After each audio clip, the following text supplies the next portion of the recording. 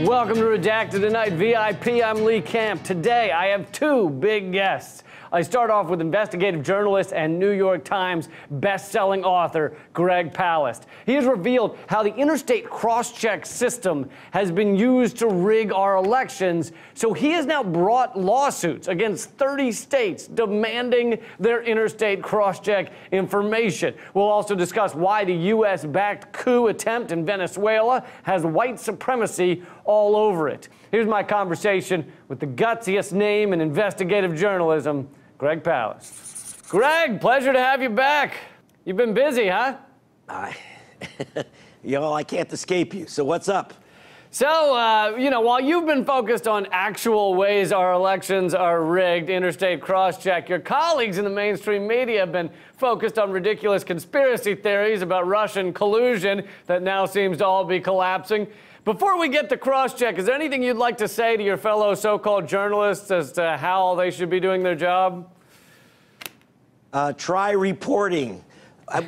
Maybe you should try reporting instead of repeating. Throw away the press releases and do some investigating. I hate to say it, but the election in Wisconsin and Michigan was not stolen by a few Facebook ads. It was stolen by people screwing with black voters and Hispanic voters and Asian voters because we have a new trend in America, a new fad, which is let's see if we can stop voters of color from voting. It's only 50 years since the Voting Rights Act, and they finally cracked the case.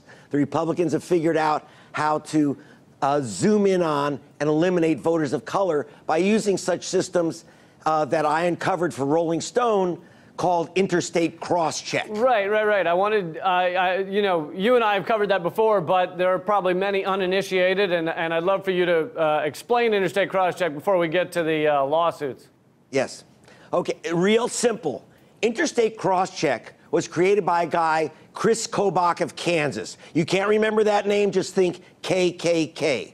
He came up with a system of eliminating people, he said, voted in two different states in the same election. Now, that's a felony crime. You know how many suspects? 7.2 million Americans were accused by this guy of voting in two different states. For example, you won't believe this, but in Georgia, there's a guy named James Brown, and they found another James Brown in Motown in Detroit. So they said, well, obviously that James Brown has got to be the same James Brown as the guy in Georgia. The guy in Michigan lost his vote. That's how Donald Trump won Michigan. The guy in Georgia lost his vote. That's how Stacey Abrams lost the governorship in November of 2018. Right. Hundreds of thousands lost their vote in Michigan alone, and Trump only won by 10,000 votes. So you can see how this really did sway the election. And now you've been bringing lawsuits in some of the states. Is that correct? That's correct. I've been doing something called reporting. American journalists should try it. I sued in 30 states to get the list of purged voters, the people they actually removed from the voter rolls. And for example, in Georgia, I found that 340,134 voters that they said left the state, or left their county, and therefore were gone, that they had never moved. I have the names and addresses of 340,134 Georgians who lost their right to vote. And guess what color they are? They were Stacey Abrams' color, not Georgia Republican color. Right, because I think you're correct. I mean, while trying to stop people of color from voting has been a long-time goal, it seems like they've finally cracked a way to do it without, and at the same time, pretending as if it has nothing to do with their skin color. You're no stranger to the mainstream media. They're obviously talking a lot about trying to manipulate elections, so at least that is now in the mainstream. But why is it that even the Democrats or the mainstream media won't touch this, won't touch Interstate CrossCheck? Meanwhile, they'll go nuts all day long about how Trump rigged the election with the dastardly Ruskies. Well, look, when you say Democrats, you mean the white congressional caucus. Stacey Abrams has followed my work. I've put her on camera. I've been working with her for 5 years trying to get this story out. Stacey Abrams said, I won the governorship. I just wasn't inaugurated. But she is, and don't tell anyone, she's a person of color. So it's the Congressional White Caucus, Democratic and Republican, which is the problem.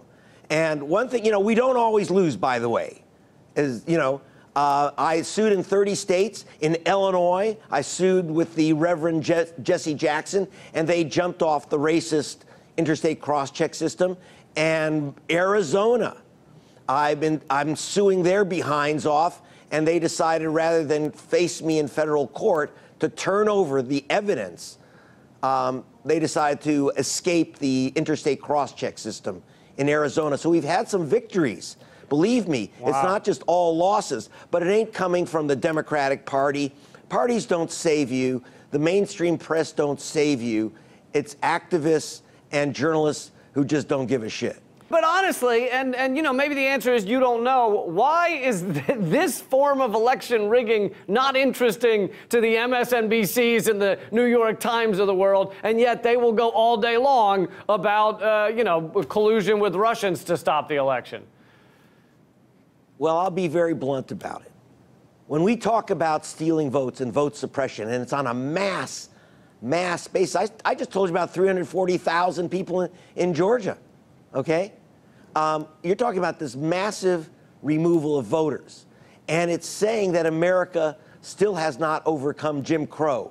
And you're not supposed to breathe a word about that. Right. Because after all, Obama was elected. You get Martin Luther King's birthday off. So basically, black folk, shut the fuck up because, you've got everything you're supposed to get, and that's enough. And see, remember that the Democratic White Caucus, they are the party of the incumbents. They're the party of the cash, and they don't want to give up their seats. They're running against black candidates as much as Republicans are. They don't want to get the incumbents that hold this party, and the people that hold them hostage financially are not going to cede it to Democrats like Stacey Abrams, who don't owe Citibank and don't owe Deutsche Bank. Right. Yeah, I think that's definitely a great point there, that the kind of elite Democrats that have been in power a long time, Interstate CrossCheck probably helps them in some of those elections. Moving to another topic, you also wrote some great articles on how the current U.S. regime change efforts in Venezuela actually have racist, white supremacist components that really no one's talking about. Explain what that is. Okay, Trump's plan is to make Venezuela white again. It's just another MAGA operation. There's a guy named Juan Guaido. 80% of Venezuelans, literally, according to the polls, had never heard of this guy. Right. But what he has is this amazing qualification, white skin. Now, 70% of Venezuelans are dark-skinned. Like Hugo Chavez, the late president, said, I'm negro y indio. I'm black and Indian. And he was the Nelson Mandela of Venezuela. He was the first negro y indio guy to get elected. And most of the people are not ready to go back to apartheid. So this guy, Juan Guaido, literally declared himself president a half hour after speaking to Donald Trump, who said, you declare yourself president, and I will recognize you as president. It's a white supremacist takeover of the Venezuelan government. This guy literally, he's never run for office. By the way, you have some senator named Kirsten Gillibrand who said, oh, we have to recognize this white guy Guaido because he was legitimately elected. By the way, Kristen, you now get the orange hair comb over ignoramus award. There never was an election. There was an election in which the brown guy, Maduro, Chavez's chosen successor, was elected. It was a hard-fought election, by the way. Maduro was elected. Guaido never ran. Of course, he's a white guy in a mestizo nation.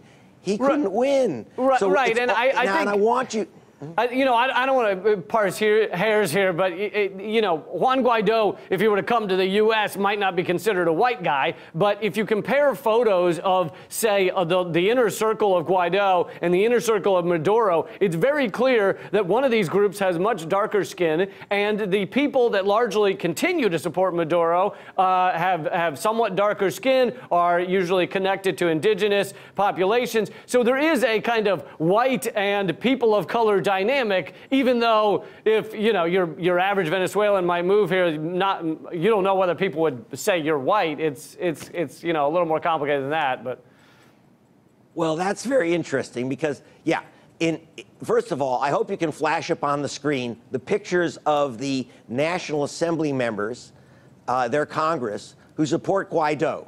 It looks like a Klan meeting at a Republican country club in Atlanta, okay? It's 60 Congress people who are lily white. They shine, okay? Then you look at the Maduro, the pro-government, pro-Chavista government, and it's twice as large, that congressional contingent. And you look at the photo of them, which is over at gregpalast.com, and you'll see that looks like an NAACP meeting in Birmingham. It's all dark faces. And by the way, I was at an NAACP meeting in Birmingham. And so so it's literally, you just see it right in the photos, all white versus all brown and black.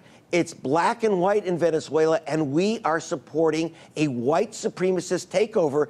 It's as if we're taking Zimbabwe and turning it back to Rhodesia and eliminating, turning South Africa back into an apartheid state. Except the difference is, why don't we do it in South Africa? Why don't we do it in Zimbabwe? Why Venezuela? Might it have something to do with the fact that Venezuela has the largest reserve of oil on the planet? Yeah, absolutely. As John Bolton said, live on Fox News, we want to get to their oil reserves. But yeah, that's how systemic racism kind of works, is and Venezuela has it just like we have it. So the whiter people in Venezuela were able to rise to power, and they controlled the country for many decades. And then Chavez and the Chavista movement was the kind of return of the indigenous, the return of the people of color to power. And now, our white supremacist president, and along with, by the way, the support of nearly everybody in Congress. I mean, there's almost no one in Congress that is speaking out against this U.S.-supported coup. They're all supporting the kind of, let's put the oligarchs back in power, let's put the whiter people back in power.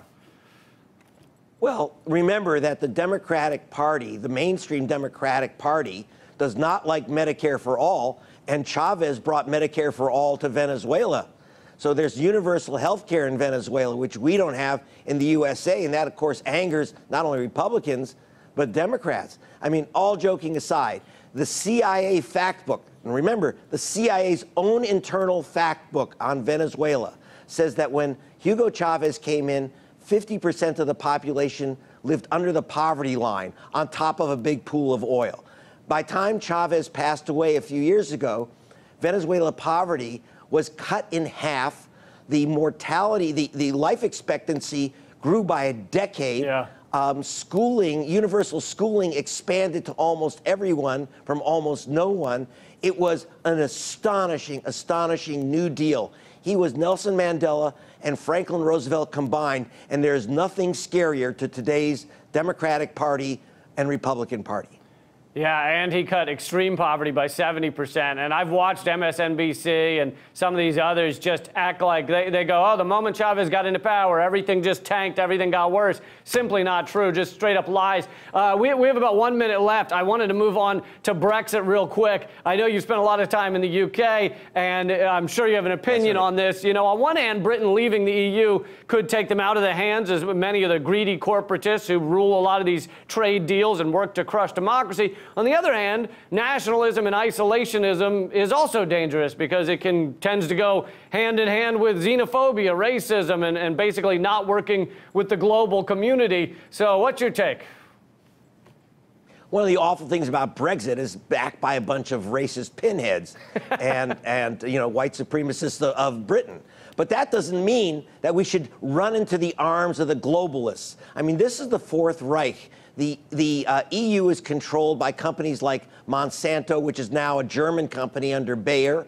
It's controlled. I was an investigative reporter for The Guardian and BBC for years, and I saw the European Union, the EU, basically become a corporate stooge operation, a corporate thug operation run by a group of people, and I kid you not, they call themselves the Invisibles, an organization of leaders of finance, Goldman Sachs, Lloyd's Bank, the big insurance company, and the top government officials meeting secretly. They literally call themselves the Invisible, and they run the EU, not the voters. And so, yes, there's some horrid people who want to get out of the European Union because they think they can plug up the Eurotunnel and stop Lithuanians from marching into London and getting jobs. But that, yeah, but you know what? What's really going on here is that the elites are absolutely fucking panicked that the working class is saying, wait a minute, we're getting shafted.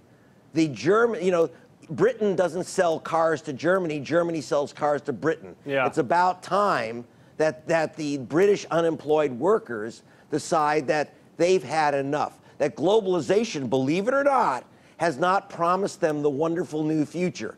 It's promised them shut down towns throughout the north of industrial England. That's what's going on there. And they've said enough. They've said enough. Right, right. Well, thank you so much, Greg Palast. You're a shining light for investigative journalism that seems to be dying on the vine. So thank you so much for keeping it alive. Okay, I'll stay alive for you.